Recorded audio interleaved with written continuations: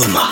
Une civilisation brillante à travers une organisation politique remarquable et aussi une vie politique assez élaborée.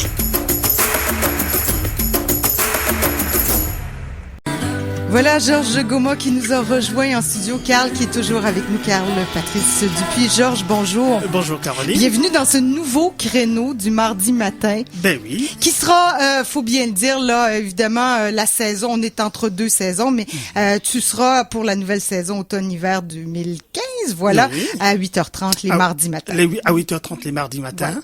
On s'adapte un peu à l'évolution de nos préoccupations par-ci par-là. Eh oui, c'est comme la vie, on s'adapte à tout. S'adapte à tout. Voilà. Georges, on va entamer une série de nouvelles chroniques sur la monnaie africaine.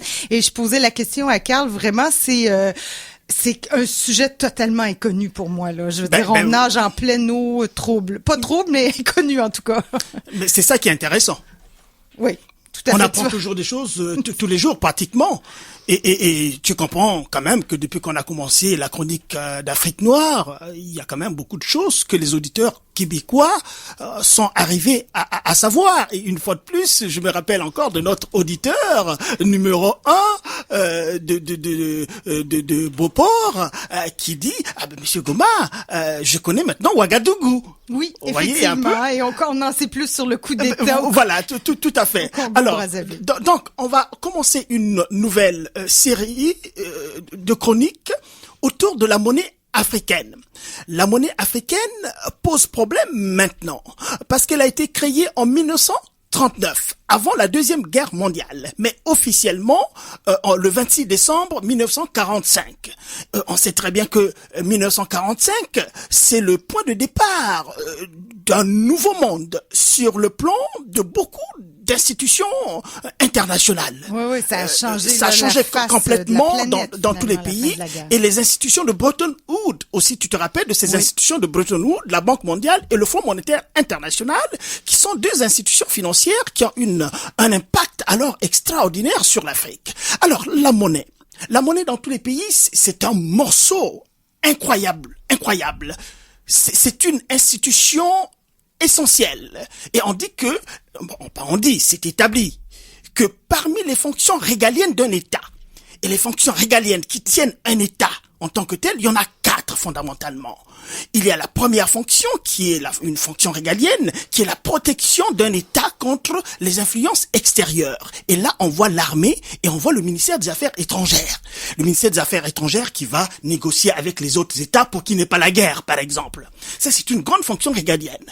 Et puis, il y a une autre fonction régalienne, c'est l'entretien de l'ordre intérieur. Et l'ordre intérieur, c'est la police, c'est la gendarmerie et aussi le ministère de l'Intérieur.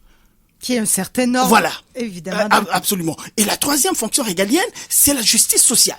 Et la justice sociale, on voit le ministère de la Justice et tout ce qu'il y a autour, la famille et ainsi de suite.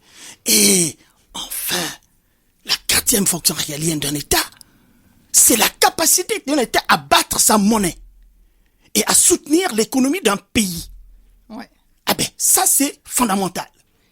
Donc ici, nous sommes dans cette problématique africaine. Mais d'où vient cette monnaie africaine? Et en plus, ta question était bonne. Vas-y. Non, mais avant d'aller plus loin, Georges, c'est quoi la monnaie africaine? On en vient. La monnaie africaine, c'est le franc CFA. C'est le franc CFA qui, entre 1945 et 1958, s'appelait le franc des colonies françaises d'Afrique. Là, on trouve la France comme une grande puissance coloniale. Là, on parle des pays africains qui étaient colonies françaises. Absolument. On parle des pays africains qui étaient sous la colonisation française. Et ces pays africains sont répartis en 2 blocs. Il y a le bloc de l'Afrique de l'Ouest et le bloc de l'Afrique centrale. Voilà là où la France a exercé son pouvoir colonial avec une force incroyable et qui continue jusqu'aujourd'hui parce que ce franc CFA-là existe encore jusqu'à aujourd'hui. Donc, et puis, dans les appellations, je dis colonie française d'Afrique aujourd'hui, les gens entendent cela, ils vont se fâcher. Enfin, les gens de bon sens. Attendez, les colonies sont terminées. Comment on peut encore avoir dans l'expression colonie française d'Afrique? On change. On garde les lettres et on change de consonance. Et on parle aussi, de communauté financière d'Afrique, communauté financière. Mais on n'oublie pas qu'à une époque ou à une autre, on parlait de comptoir français d'Afrique aussi, toujours le temps de la France coloniale en Afrique. Ouais. Vous savez que c'était des comptoirs qu'on établissait en Afrique. Il y avait des comptoirs à la pénétration de l'Afrique, l'Angleterre, le Portugal, l'Espagne, toutes ces puissances coloniales. N'oubliez pas, 1885, la conférence de Berlin. La conférence de Berlin, le partage de l'Afrique comme un gâteau entre les puissances coloniales et sans que l'Afrique ne soit à Berlin autour de Otto von Bismarck. Voyez, on partage l'Afrique comme un gâteau et c'est ça la réalité. Scramble for Africa, comme disent les autres à côté. Mais on est bien placé pour comprendre ça, nous, au Canada, parce qu'on est un comptoir du Commonwealth. Oui, voilà. C'est un comptoir britannique. Il n'y avait pas de comptoir de la baie du Thson aussi au début de la colonie. Ah, mais c'est formidable de faire cette observation. C'est presque la même réalité, peut-être la nature est la même à 2 degrés différents. Oui. On va le dire. Et quand vous me dites ça, ça me rappelle Pierre Vallière qui a écrit Les nègres blancs d'Amérique. Les nègres blancs d'Amérique. Vous voyez, il parlait évidemment des Québécois par rapport au Canada anglophone. Bon, revenons sur le franc CFA.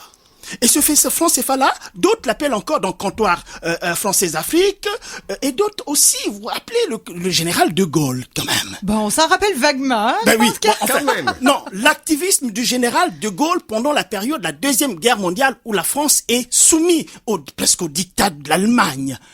Est presque prise en otage par l'Allemagne. Il va à Londres, l'appel de Londres, et après...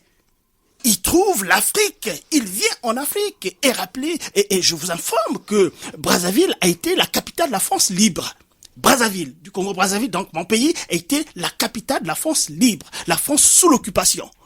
Voyez, le discours de 44, le discours de 58, c'est autour de ça. C'est-à-dire que la France était partie en Afrique pour s'installer. Carrément, oui. Elle est restée aux Antilles, elle est restée à Mayotte, elle est restée partout. Il y a eu une circonstance qui a fait que il y a eu la décolonisation. Et la décolonisation, historiquement parlant, nous savons très bien que la France ne voulait pas en partir, l'Angleterre ne voulait pas en partir, mais il y a eu un mouvement qui est parti du côté de l'Inde avec Indira Gandhi, tout ce qui s'est passé là-bas avec les Anglais, ils ont mis une maille à partir avec les Anglais là-bas. Et le mouvement s'est transporté vers presque tout le monde entier, là où il y avait des colonies. Et c'est arrivé en Afrique d'abord avec l'Algérie. Et avec l'Algérie, c'était la guerre d'Algérie, que la France n'a pas voulu reconnaître comme étant la guerre d'Algérie, puisqu'on n'a reconnu que récemment. C'était des émeutes, alors que c'était une guerre de libération. Une guerre civile, oui. Une guerre civile.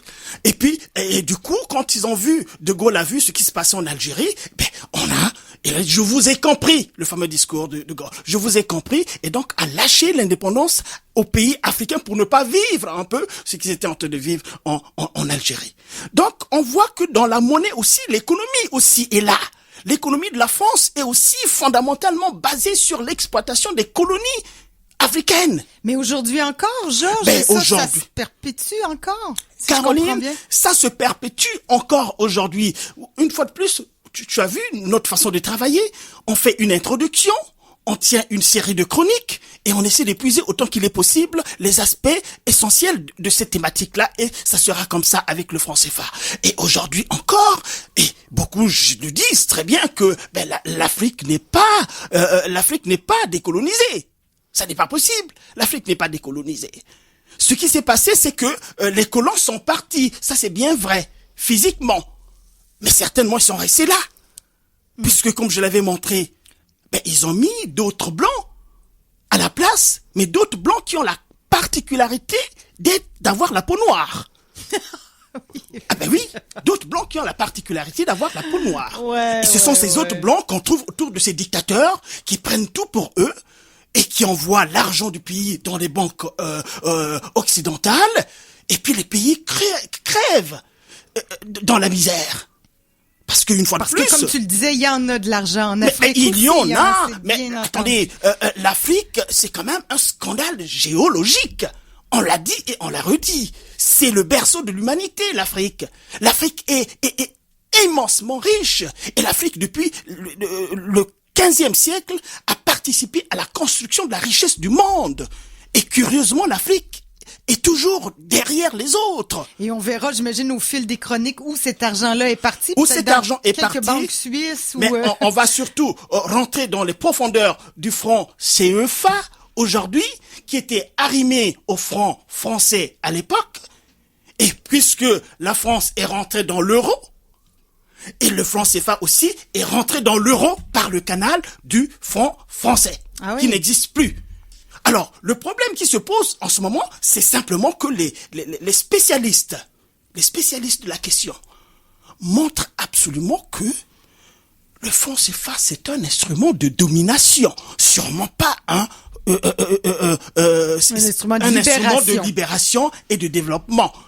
Parce qu'on peut pas comprendre comment est-ce que l'Afrique peut être prise en otage par la France à partir du franc CFA. Mais là, en tout cas, on n'embarquera pas dans le sujet, Georges, parce qu'il est déjà 8h30. Ah, il est déjà 8h, ça passe. Mais il y a les Anglais aussi qui étaient là. Là, tu parles du franc CFA, mais il y avait les Anglais, mais les Anglais, livre, mais c'est pourquoi il y a l'Afrique anglophone, d'accord, qui existe, mais on a fait aussi le constat que l'Afrique, qui était l'Afrique anglophone, se comporte relativement mieux que l'Afrique francophone.